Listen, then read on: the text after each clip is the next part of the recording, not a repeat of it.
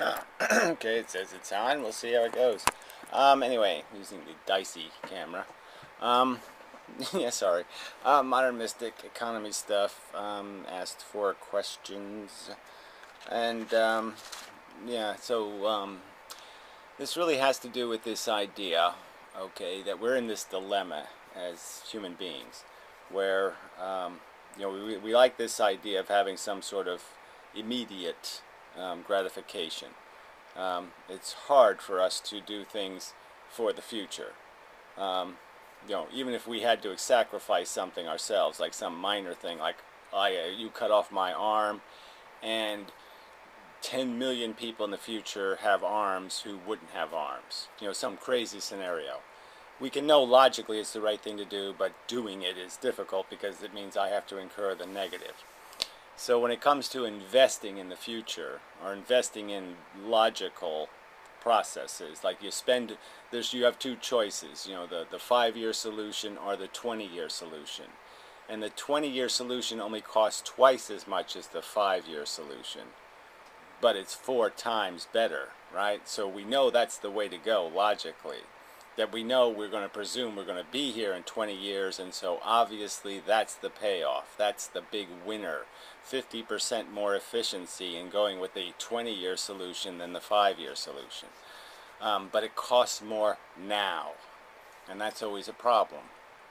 And so it'd be really great if we could somehow feel now the benefit we're going to receive from that 50% increase. That somehow we could make that smooth and easy to do the right thing instead of doing the immediate thing.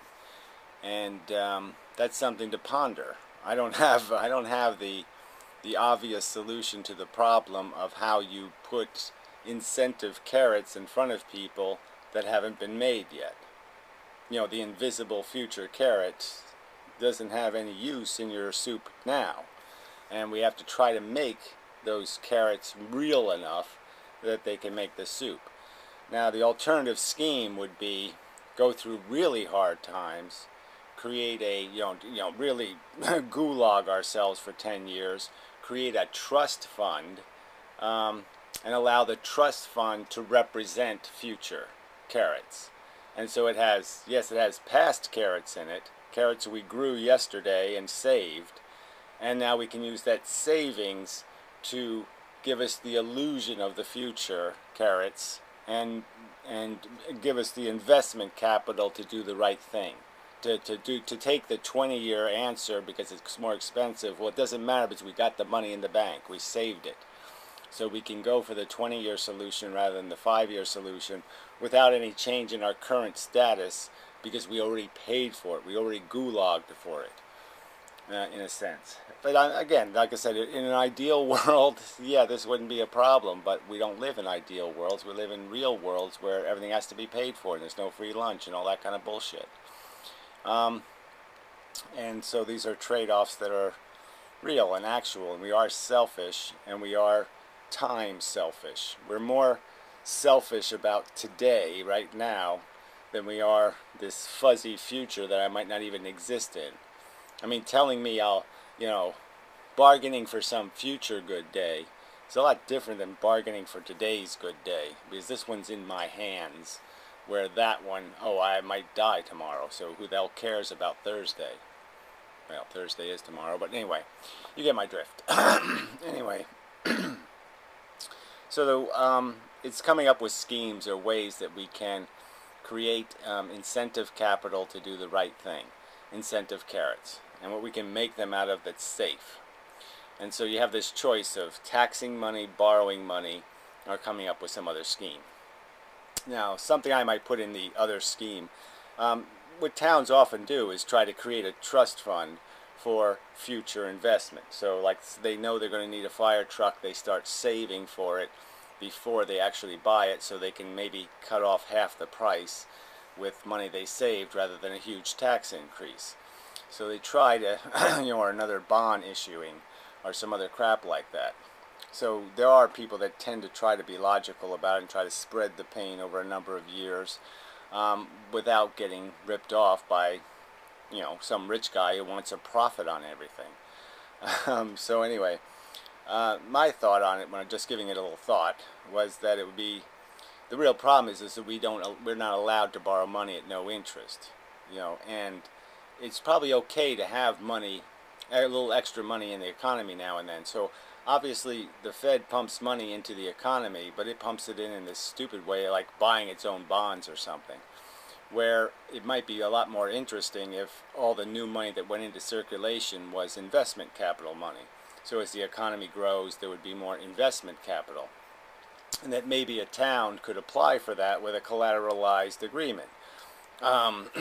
Yes, here's the assets of our town that haven't been mortgaged, that are owned outright, and you will gain possession of those assets in exchange for some cash so we can go do some work. And we're not going to pay any interest, though, beyond inflation, let's say. Let's just say no interest. It's cash. I don't see a real problem with that. I don't see problems with, as long as the cash goes back, right? So the real problem with borrowing it too is that we never pay back our debts. We just keep increasing the deficit. And so we just keep paying financing charges forever and ever and ever. So we rent, we don't mortgage. And that's really dumb. Again, that's not the long-term solution, that's a short-term solution. And it's very expensive to live hand-to-mouth like that. There's no efficiency. And there's no efficiency in how poor people live, obviously. And that's one of because they can't afford to be efficient. Efficiency costs more money. Sometimes, in the short run. You have to put up the efficiency money. The financing. So I think there are ways to do it, but I just don't think the way to do it is with a banking scheme that's just hiding what is really taking place, which is the money has been borrowed, and that the money has been borrowed at a huge liability to cash, which means that in a crisis you lose your capacity to do anything about the crisis. So that's my biggest complaint about what the Fed has done with quantitative easing, is quantitative easing creates a huge liability to cash, and if there is any time when there's a kind of a run on the bank or there's a financial crisis, this is making the boat very thin, the wood on the boat very thin, and you're heading into the icebergs. So that's the argument here, is that you weaken the boat, and you might get away with it if you don't hit an iceberg, but if you hit an iceberg, this will finish you off. And that's the worst part of this, is not that you can't get away with it. You can get away with it, but the odds are you're going to pay, it's not even that the odds are, you're just creating, you're opening the disaster door wider and wider. With each step in this direction, you open the opportunity to catastrophic failure, and that's the not too bright part of it. That's the not thinking of the future part of it. You're really loading the gun, putting the bullet in the gun, pulling the trigger back, cocking the gun, and pointing at the future's head and saying, I can get away with this game. And maybe you're not going to get away with it. So I think there are ways to do a trust, do some other way for the government to provide investment capital, real cash, to do things without destroying cash. And me and Nick aren't, we really should get a real hard, cohesive understanding of what cash is. And I've sort of described it in pieces, but I mean, cash is a commodity. We've created a thing called a commodity, like gold or like something. We created it. It's synthetic. It's a synthetic commodity. And we created it, and it is the standard. And it is different than a digit. Cash doesn't just go away. Cash constantly moves forever. And so it has a different modality in an economy than a digit does. And a digit carries the liability problem, and it carries the interest problem. There's no interest on cash. Well, how else can it be described? And as I've stated before, is cash creates digits essentially. I mean, it liberates. They're liberated as cash equivalences. But what they really do is they convert a liability, they convert a claim on cash, a digit that was made by cash, into a claim on stuff. And as I've tried to explain, a claim on stuff can be complicated because it can take time to unravel that claim into cash again, because the claim is on future productivity, a future invention. I mean, how can you can't collect on a future invention yet. You can't ask him for the money back. It's in the future. You have to wait till the future gets here to get the money, to convert it back into cash. So it has a cash equivalency, but it doesn't have a cash equivalency on this particular day. It has a cash equivalency to some other time, and to resources that you can't necessarily, pies that you can't pull the pieces out of without breaking the pie. So there's things you can't take apart, like somebody can't just go to Google and say, give me my piece of Google. No, you'd have to convert Google into cash first to be able to give people their cash. And so I'm just saying that's the complication of cash, and cash is different than digits. And the inflation quality to cash doesn't come out if you're making synthetic digits. That's true. Inflation isn't necessarily created just by the fact that you have more bidders. Okay, bidders do create some inflation, and I'm saying quite obviously and overtly to you, okay, you can see the inflation of QE. It's in the stock market. It's been preposterously inflated. The money went to the stock market. The money didn't go to wheat or corn or automobiles or iPods or any of the other kind of consumption. It went into the stock market and preposterously has inflated it. So let's not pretend that it didn't create huge inflation. It created huge inflation. That inflation is now just stuck in the stock market. All right, that disease, that inflation can spread with no problem given the right circumstances. But don't pretend there wasn't inflation created. It was a huge inflation created. It just happens to be in the market that benefits the rich. And that inflation, now the rich own more assets. They have more claims on the pie, which means all of my claims have gotten smaller. The value of my stuff has gotten smaller because the value of their stuff has gotten bigger, and now they can outbid me for my life. They can outbid me for the property I live on. Let's say I pay more rent because they're going to pay a higher price for the property when it sells. The inflation is here, okay? It's just in the market right at this moment, but it can easily migrate into my life, because they're going to start buying with their capital. They're going to start bidding up the price of corn and bidding up the price of oil and bidding up the price of gold and bidding up the price of everything that well, gold's a bad example because I don't own gold. Again, there's a difference between being on the good side of inflation in terms of owning the asset and being the guy who has to pay for the asset. So, inflation is great if you own the Van Goghs, right, and you're selling them. Inflation is horrible if you're trying to buy a Van Gogh. And that's the difference here. But the inflation is here. It did create it. So let's not pretend creating all those digits didn't create inflation. The inflation is in the stock market, and it's conceded by at least some economists in Britain that I did read, where they said the British stock market went up and their QE was only a few $100 billion. That few $100 billion created a 28% increase in their stock market. All right. Anyway, so the next question is, why wouldn't it create inflation if we took the money from the rich and gave it to the workers? And, well, first, it wouldn't create inflation because their salaries aren't going up. Let's see how to explain this the right way. The investment capital has the same character whether it's in the rich man's hands or the working class hands. I mean, it's money. It's claims on cash. And obviously, as you pointed out, poor people will buy more regular style stuff. But they're also just as capable of being aware of saving for a rainy day or investing in improvements in their house or all these really constructive kind of consumption. Not all consumption is waste consumption. So I don't even accept this premise that excess consumption is good. Our consumption must continually grow. I don't buy those arguments. as a premise. Those are arguments made for a rising stock market. Those are arguments made to keep the rich getting rich. Those aren't arguments about keeping our lives getting better.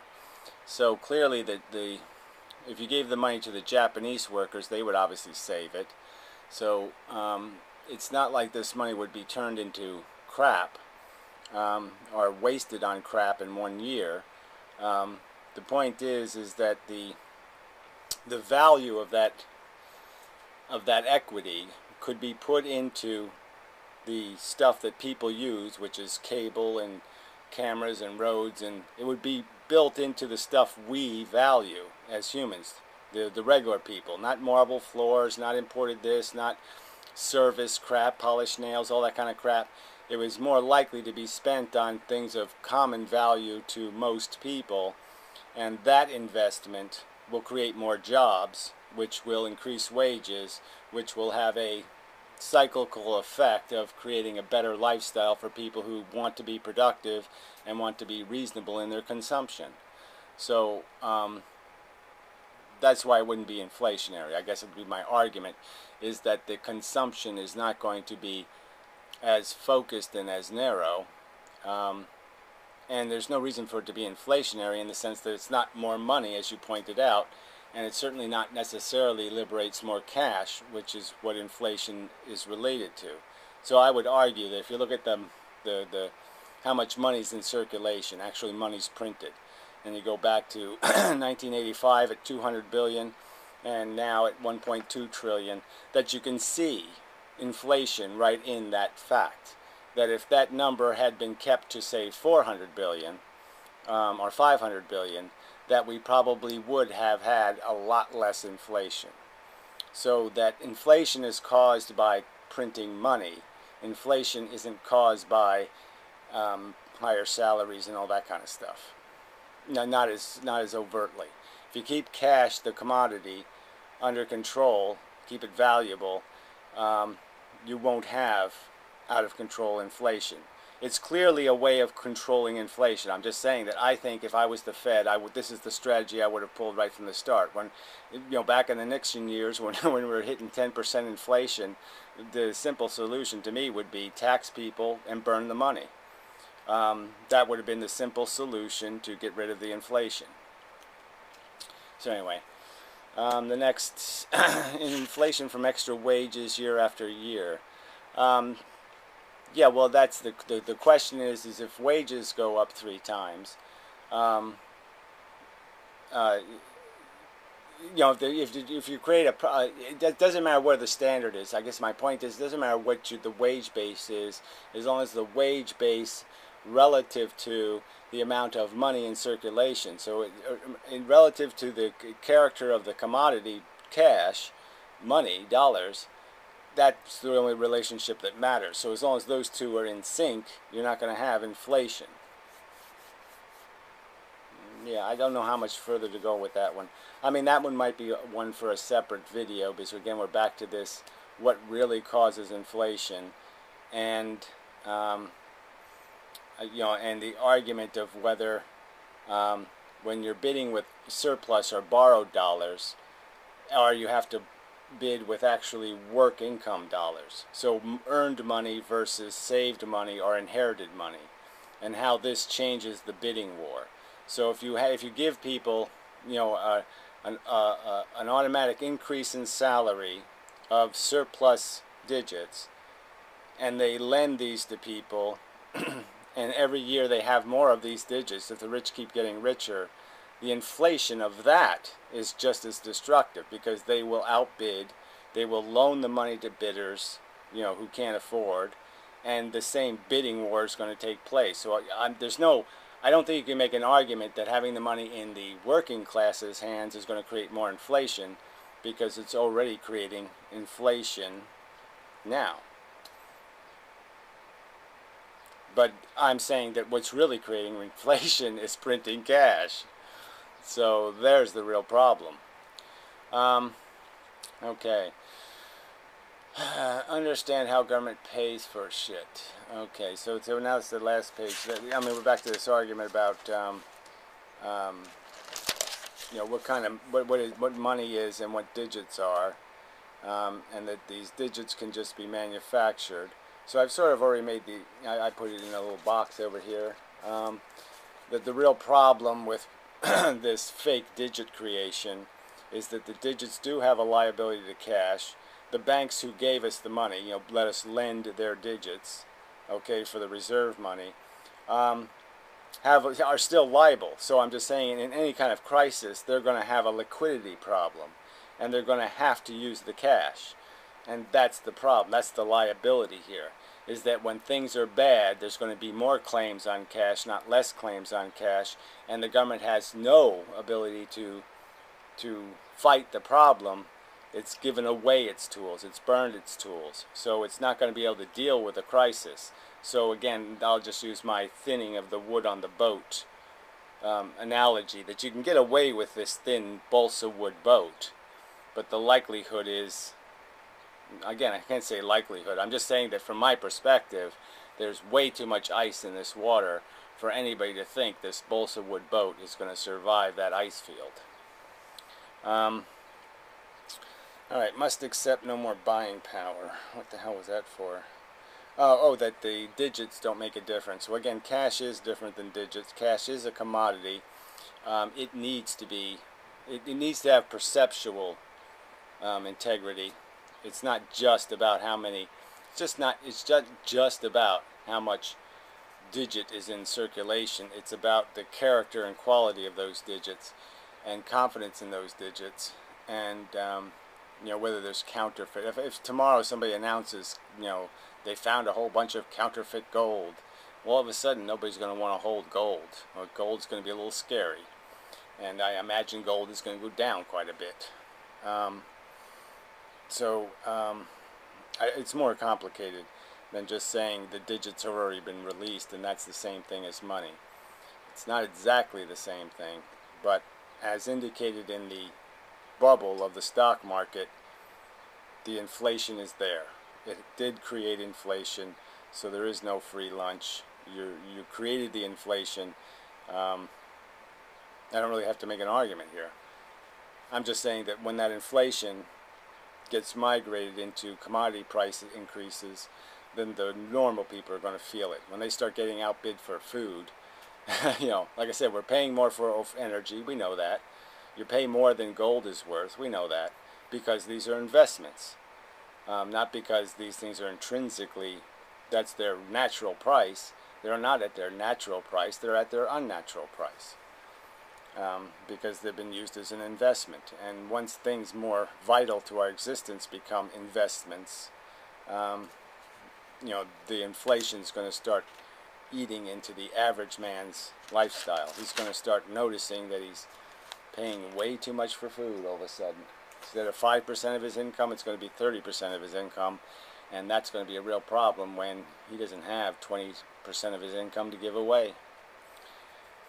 So I think I've answered your questions, and like I said, some of this might need more. I think we just fundamentally still disagree over the fact that cash, dollars, are different than digits, and that claims on stuff is the difference. That a claim on stuff takes time to unravel to a cash standard. And the stuff doesn't need to be in cash because the stuff is the real value of cash in the first place. Cash is just it's a transaction commodity. It has a specific narrow function. It expedites transactions between this stuff and that stuff by creating a standard monetized value for this stuff and that stuff. So it evaluates, it monetizes stuff, and allows for an easy transmission between those things as a commodity standard. But again, it can be, people can resort to it, and in that sense, once it becomes once there's a run on it, like a run on gold or something, yeah, if you bubble cash, well, you're going to have a real problem. Yeah. Because the unbubbling is going to be messy, because everything starts to have to get sold. and you have to get rid of all this leverage and all this other stuff, and so there'll be a ton of bankruptcies, and you have to pay for them all in this short period of time.